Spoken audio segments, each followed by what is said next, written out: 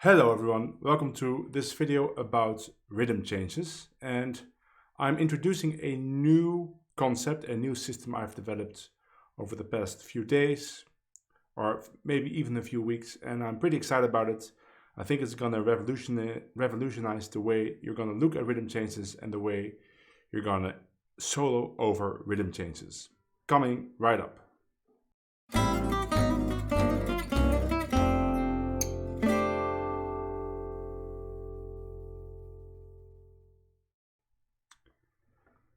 So, as many of you that watch my videos know, I am really deep into the Rome recordings of Django. I'm transcribing all kinds of stuff, the way he comps the violin solos, but also solos. Because of this project, I am going to record when I hit 15,000 subscribers, which is recording some of those famous, or recreating some of those famous recordings with a live band, and it will all be on the video, of course. And for that purpose, I need to really study what Django is doing in those recordings. And while recording, or while transcribing Daphne from that session, I noticed the way Django was approaching rhythm changes. And it didn't surprise me. It is very much like I approach rhythm changes. And if you want to know about that, I made an earlier video about how to approach rhythm changes, and I will link that video in the description. And I talk about a lot of things in that video, but one of the things I talk about, or actually two of the things I talk about, first of all, is that basically the A parts, because I'm only talking about the A parts here, not the bridge. The A parts, even though there are many chords written down in books, or maybe you have a backing track with chord sheet and there are many chords, mostly 2 chords per bar. If you really analyze it, it is only one chord. It's only the main key. So let's say we're in B flat, because most rhythm changes are in B flat. Then the A part would consist of only B flat. And then you would say, well, how's that possible? Because I see so many chords. Well, that is possible because if you think about what is happening in the progression, you can see that it doesn't really go into any other keys or resolves to any other keys. So let's say you have a song which really only consists of one chord, B flat in this case. Let's say the composer wrote that. Now, if you would have to improvise over that as a jazz improviser, usually what you're doing is playing B flat phrases and phrases that would suggest a chord that resolves to B flat. So maybe F7 or E flat 7 or F diminished or any of the other sounds that resolves to F, and you would just be playing that over that resolves to B flat, and you would be playing that on top of the B flat static progression. You could even write your own little progression to think about while you're improvising over the B flat. And that is actually what rhythm changes are, right? It is sounds that resolve to B flat and B flat itself, but now it's written down. So the accompaniment is playing that, and you can choose to follow that variation of B flat, or you can come up with your own resolutions to B flat, or you could just play B flat. And if you want a more in-depth analysis, watch the linked video, because I show the chords and I go into a deeper analysis. And the second thing is that I say in that video is that one of the ways to approach rhythm changes, instead of playing all the chords, is to find a nice phrase for the first 4 bars, or a nice idea, and contrast that with another idea in the second 4 bars. And I noticed Django is doing the same, and I like to think of that as a question and answer. So he plays a questioning phrase in the first 4 bars, and then he plays a answering phrase in the second 4 bars, right? So it's one idea in the first 4 bars and then a second contrasting idea in the second 4 bars. So what I did is I transcribed all rhythm changes solos that I could find of the Rome project, or almost all. Then I transposed everything to one key, B flat, and I started sorting everything by answering phrase and questioning phrase and answering phrase, and then within those 2 categories I started sorting more. So I have like questioning phrase consisting of simple motifs, or consisting of a scalar line, or consisting of arpeggios. And I did the same thing with the answering phrase. So now I have a very handy PDF which lists all those things in a very organized way, and you can really use that and sound almost like Django while not playing the exact solo of Django. And you can also use those phrases to start inspiring you to come up with your own phrases based on those phrases. Now, it's a lot of phrases that I compiled, and because this is kind of a special project, I decided to not put everything just on YouTube. So what I'm going to do in this video is I'm going to give you an overview, show you 3 questioning phrases, 3 answering phrases, and 1 complete phrase. I'm going to go over those phrases with tab, like you're used to. I'm going to show you how you should practice with the backing track to start improvising with them. But then, if you want to know, have access to the rest, I will make 2 other videos. They will not be posted on YouTube, at least not publicly, but one will be accessible to my Patreon subscribers, and the third one will be accessible only to the Patreon subscribers at the highest level. So if you don't know anything about my Patreon, go find the link in the description. If you join my Patreon, which is really very cheap, I have to say, you get access to all the tabs of every video I made on YouTube, including this one, but you will also get access to the videos belonging to this project that are not freely available on YouTube. So let's get started with this new system, and I came up with a name for the system. Of course, you might know about the Hemert System, which is a fretboard system, but this is specifically meant for rhythm changes. So I decided to call this the Hemert System Rhythm Changes Question and Answer. And I chose this order because now you get 3 acronyms that you can really easily remember. VHS, right, Hemert System, like the old videotape. You get RC, rhythm changes, like the remote control. And you get Q&A, so VHS RC Q&A. Hemert System, rhythm changes, question and answer. And these phrases all come from the Rome recordings of Django, but I'm also working now on a system talking about the older style of Django, and I could do this with many artists. I could make this system for many artists. So let's just get started with some of the phrases. And I'll be using a backing track which I uploaded yesterday, which are rhythm changes, and that will also be linked in the description. So let's get started with the first phrase. So this is a phrase from the simple motifs category within the question. You see the question, the question phrases, and this is a YouTube sample, like it says in the title. So this phrase sounds like this: 1, 2, 3, 4.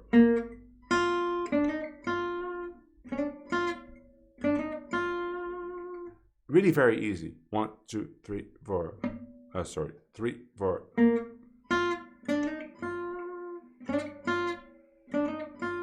Or.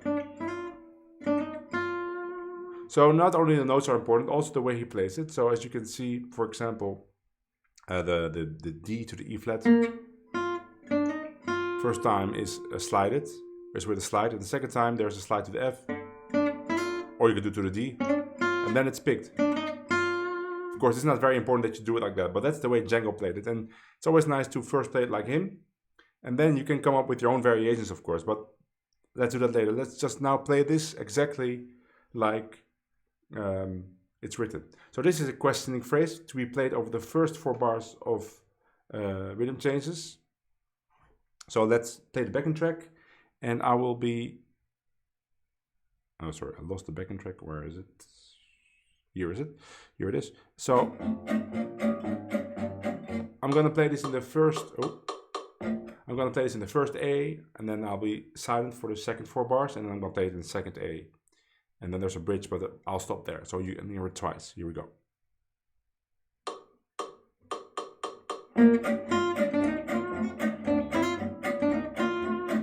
Answer, right? Supposed to come. You go in.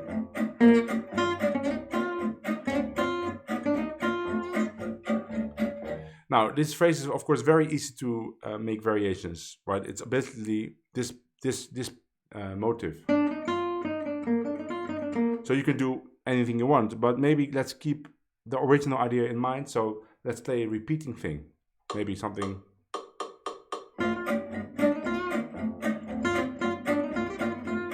Right? That could be something. Let's do another thing.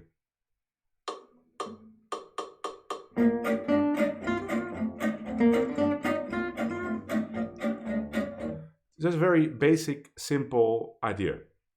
Now we can go to the second question phrase, but let's go to an answer phrase so we can make some combinations. Let's go to this first one. This first answer phrase, so it's for the second 4 bars of an A part. Sounds like this: 1, 2, 3, 4, on.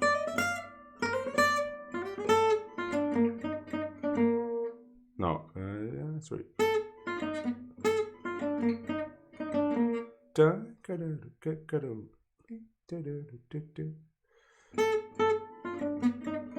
yeah, that's it.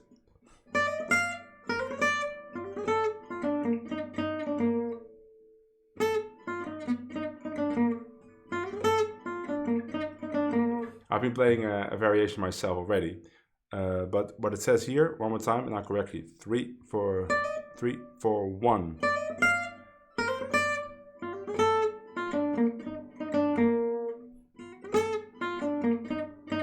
I've been playing.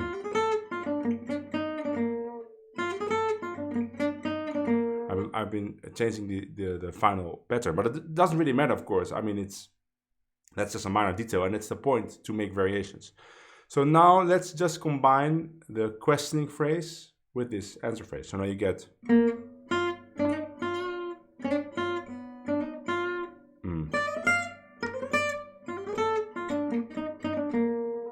we go.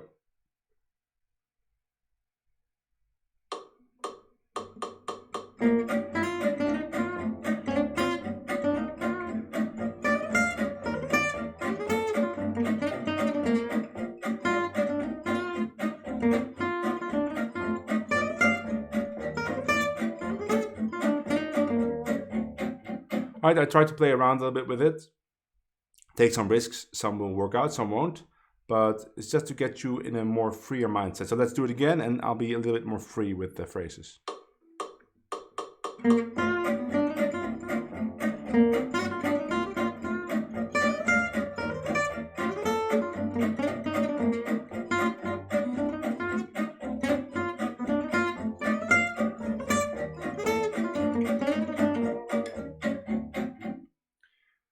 So that's how it works. So this is one combination. So let's make another combination. Let's take another answer phrase.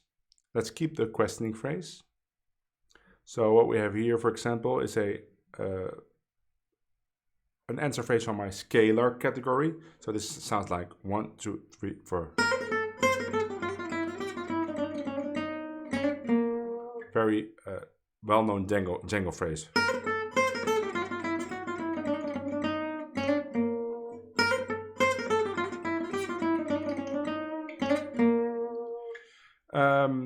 So let's combine this with the first phrase, right?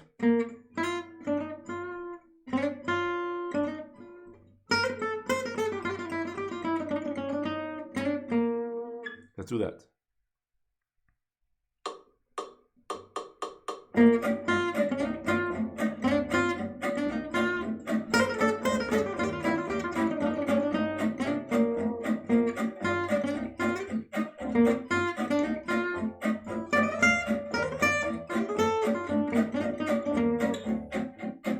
So now I played both answer phrases. Let's add another questioning phrase. So let's look at the second one we have.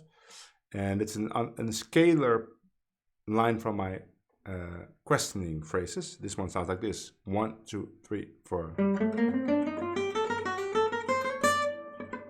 3, 4.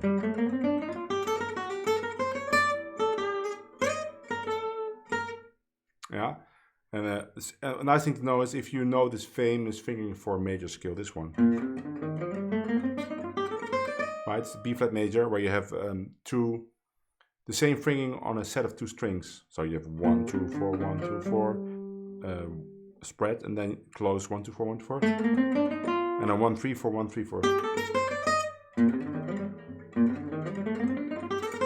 It's one of the most easy ways to play a major scale. Now, I've discovered that Django really likes to employ this scale in rhythm changes, but he never plays it from the root, right? He plays it mostly from the 6th or sometimes from the 5th, and then he plays not just a scale up, but he makes some variations. For instance, in this one, where it's the same principle. He goes back, plays a chromatic approach note, and puts a chromatic note between the C and the D. That's not really important. You gotta just learn it like this, but maybe you know that skill already, that there's a good chance you already know that skill fingering, so then you can immediately fit this in there.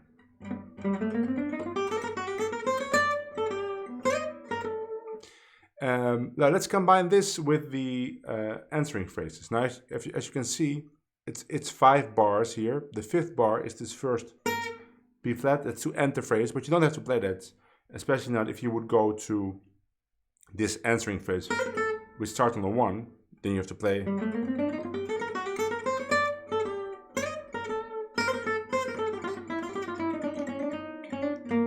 That is, if you want to start on the 1, of course you could play this phrase later. You could play this second phrase later. Let's just see what happens. Let's make some combinations. Maybe I'll play a complete chorus and I'll just improvise in the bridge.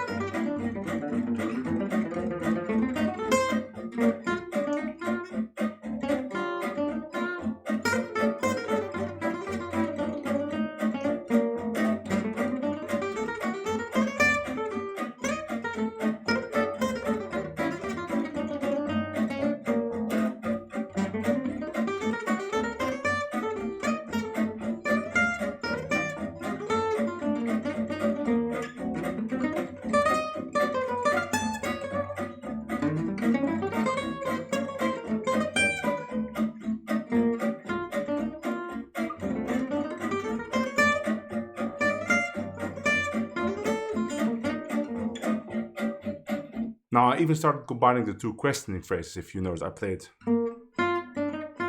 the scale up. I mean, I've never done that before. I was just seeing how that worked, but that works too. In fact, because I told you, right, basically it's all B flat. Sometimes these questioning and answer phrases can be turned around. Not always. Some phrases are really like phrases that you need to play on the second 4 bars, but sometimes you can turn around for this scale. It's basically B flat scale. It fits over both those parts, right? But let's not get into that. It's just something to realize. You can do even more with the phrases than you might think. Let's add the 3rd question phrase and answer phrase, so we have all of them. So this one comes from the phrases that start with a G minor triad, right here. Django likes to play this G minor triad as the start of a phrase, and I like to keep the fingers down, so you get this 1, 2, 3, 4, 1.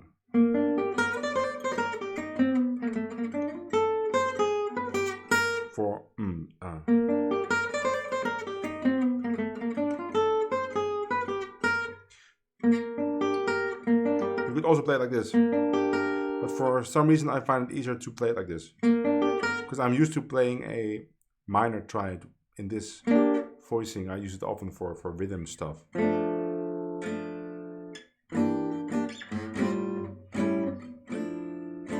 I like this voicing. So is natural for me to play it. But if you are used to this forcing, you can play like that too.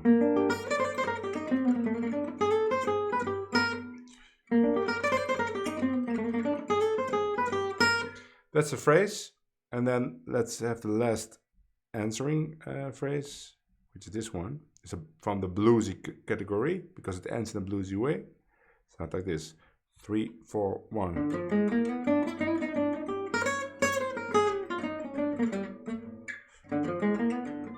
3, 4, 1.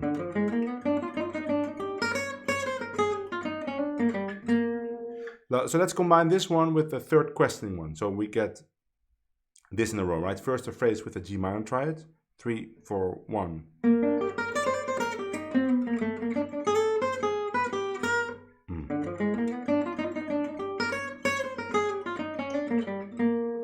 And if I combine this questioning phrase with another answer phrase, let's say we combine it with this, we get 3, 4, 1.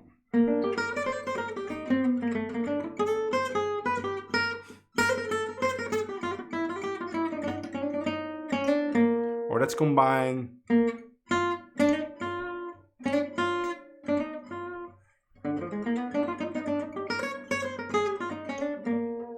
so let's just improvise with everything we have and see which combinations I can come up with.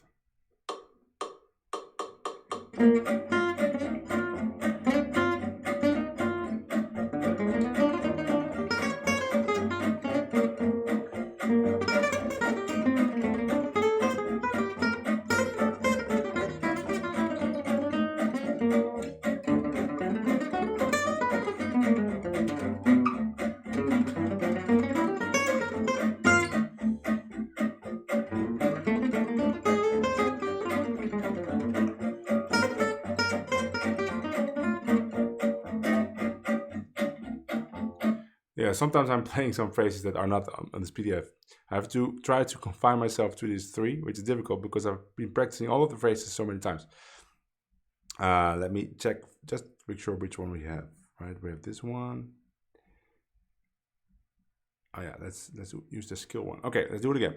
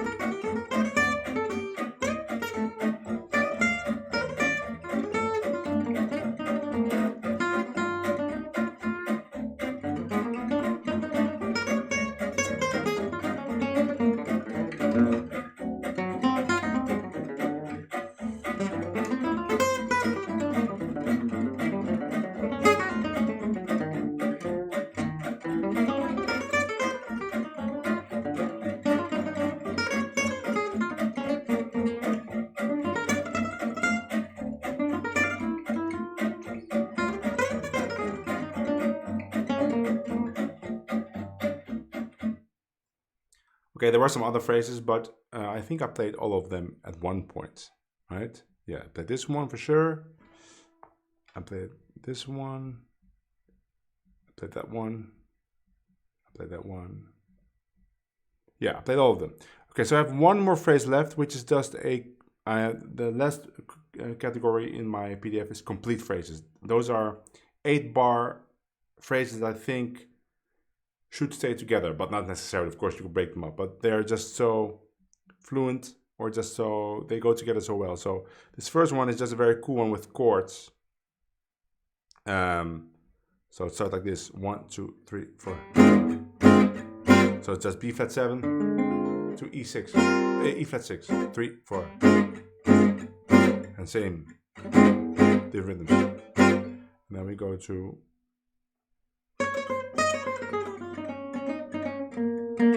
I'll play that with a backing track.